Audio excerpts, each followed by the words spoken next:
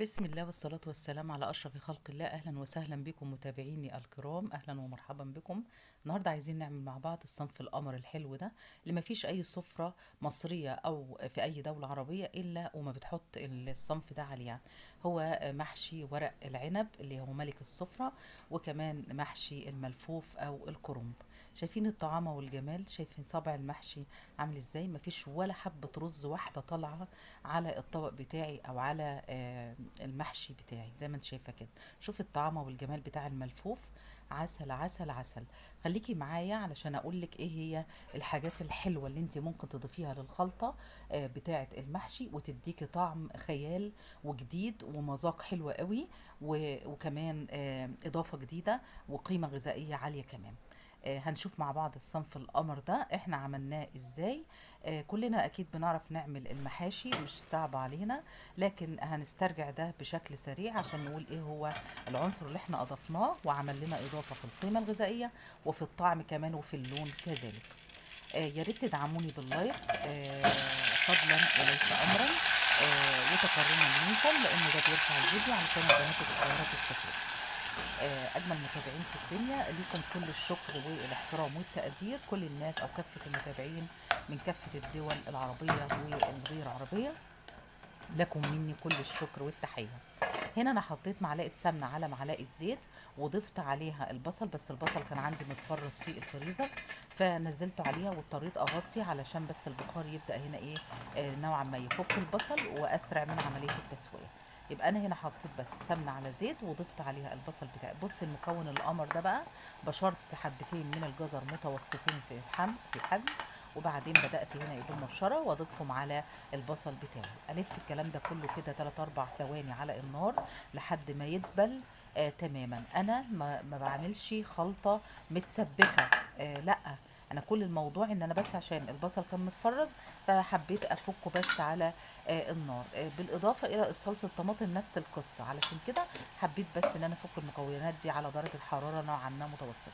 بدات اضيف هنا بقى الملح واضيف كمون واضيف الفلفل الاسود وبس. انا ما بحبش اضيف اي اضافات تانية او توابل تانية للمحشي، علشان يديكي طعم الورق العنب ويديكي طعم الملفوف او الكرنب اللي احنا اتعودنا عليه.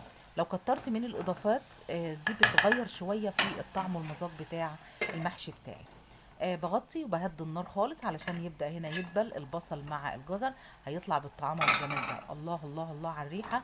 لو شميتي ريحة البصل مع الجزر مع التوابل والله خيال. ان كنت لسه بتتابعيني لحد دلوقتي ما تنسيش تدعميني باللايك يا حلوه انت وهي. طيب هنا بدات اضيف ايه بقى؟ صلصه الطماطم عندي كانت متفرزه اهي زي ما انت شايفه كده، فبدات هنا ايه انزلها على المحشي بتاعي. انا حاطه مع الصلصه دهيت، احنا كنا مفرزينها مع بعض في القناه قبل كده، حطيت معاها معلقتين من هريسه الشطه. ده للناس اللي بتحب المحشي فيه سنه كده مشطشط، او ممكن تقطعي برضو قرن فلفل حامي عليه.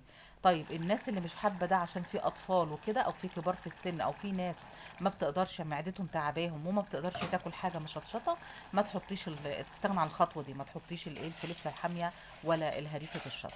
كنت غاسله الرز ومصفياه بقى، ابدا انزله على صلصه الطماطم مع الهريسه مع البصل مع الجزر، واقلب الكلام ده كله قوي بشكل يعني يخلي كل المحتويات تندمج مع بعضها، ويمتص الرز الصلصه بتاعتي كويس قوي. انا برضو عايزه اقول مش بسبك ولا بسوي شويه على النار، لا، ده انا بس علشان البصل والصلصه عندي كانت متفرزه. طيب لو هم عندك لسه عاملاهم في الوقت الحالي، يعني مثلا مسويه الطماطم او عصير الطماطم لسه وانت بتعملي المحشي والبصل مقطعه في ساعتها، فما فيش مشكله، اعمليه ني في ني بيبقى اطيب والذ واطعم من المتسبك. طيب هنا برضو الخضرة بتاعتي اخر حاجة بحطها، وبرضو لان مفرزاها بدأت انزلها اهوت اخر دقيقتين، وبعد كده بطفي النار على طول عشان ما تسودش معايا لو ولعتي النار وانت بتحطي الخضرة. تمام كده. مش قادرة اوصف لك الريحة طالعة عاملة ازاي للتوابل مع الخلطة القمر الجميلة دي. ومهم قوي ان ما يكونش فيها ميه او بتسرط كده سائل علشان تبقى سهله عليكي في التسويه. شوفي الطعامه والجمال. بدات طبعا الف ورق العنب والف الكرنب واحطه في الاواني بتاعته بالشكل دوت. في ناس ممكن اناء واحد او حله واحده وترص ورق العنب تحته وفوقيه الكرنب، ما فيش اي مشكله، بس انا المره دي حبيت افصل كل واحد منهم لحاله في الاناء.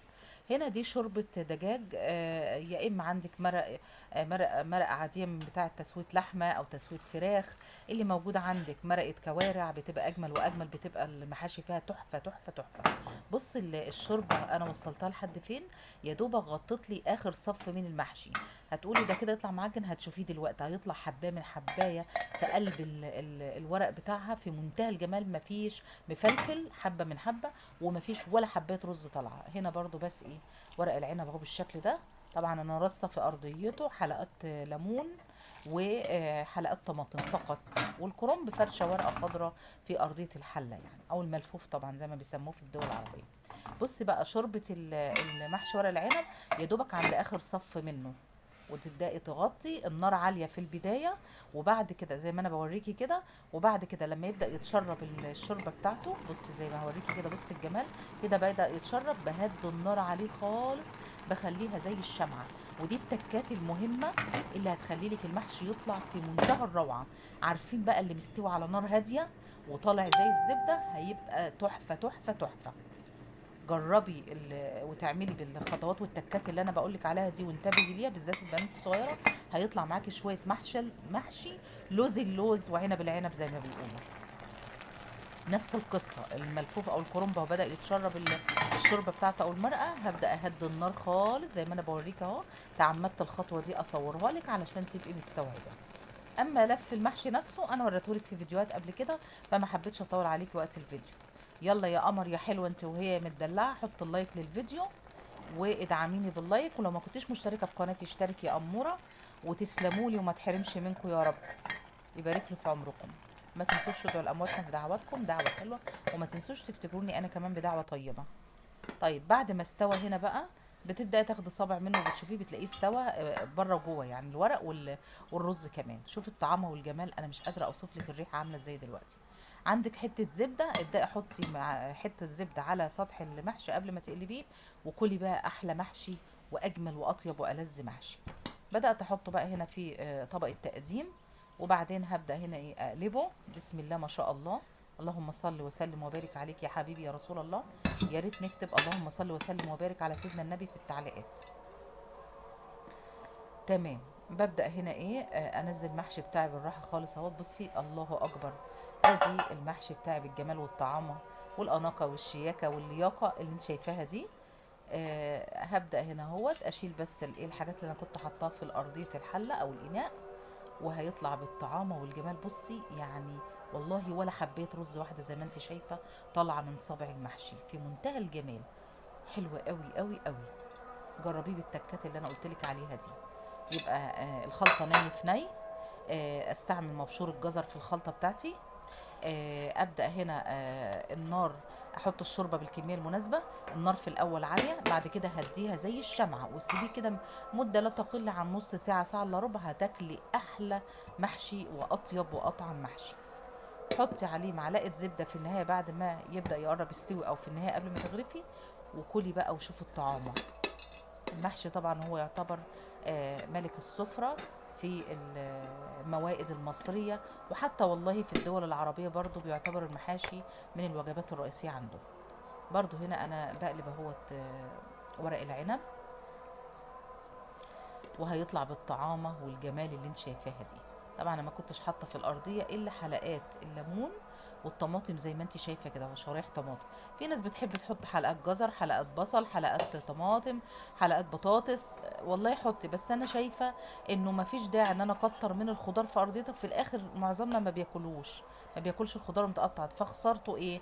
احنا بنحاول نقتصد ونعمل وجبات في حدود المستطاع، ونوفر في مواردنا ونستغل امكانياتنا، وفي نفس الوقت ناكل ولادنا اطيب الايه الاكلات. فانا اكتفيت بالعصير الليمون، لانه احنا عارفين ان ورق العنب بيعشق الليمون، بيموت كده في الليمون. تقدري تقطعي بقى ليمون جنبه وتعصري عليه اثناء التناول واثناء الاكل. الله الله على الطعام والجمال. عايزه اقول برضو في ناس بتحب على الشوربه نفسها وهي بتسقي المحشي تحط فيها معلقتين من صلصه الطماطم او نص كوبايه عصير طماطم، بيديله طعم مسكر. بس انا ما بحبش الحاجه نسبه الحموضه بتبقى عاليه فيها لما بزود عصير الطماطم، عشان كده اكتفيت بالشوربه واكتفيت بالصلصه اللي كانت موجوده في قلب المحشي. اجمل امنياتي ليكم بدوام الصحه والسعاده، ما تنسوش تدعموني باللايك والشير واشتركوا في قناتي. الى اللقاء في فيديو اخر ان شاء الله.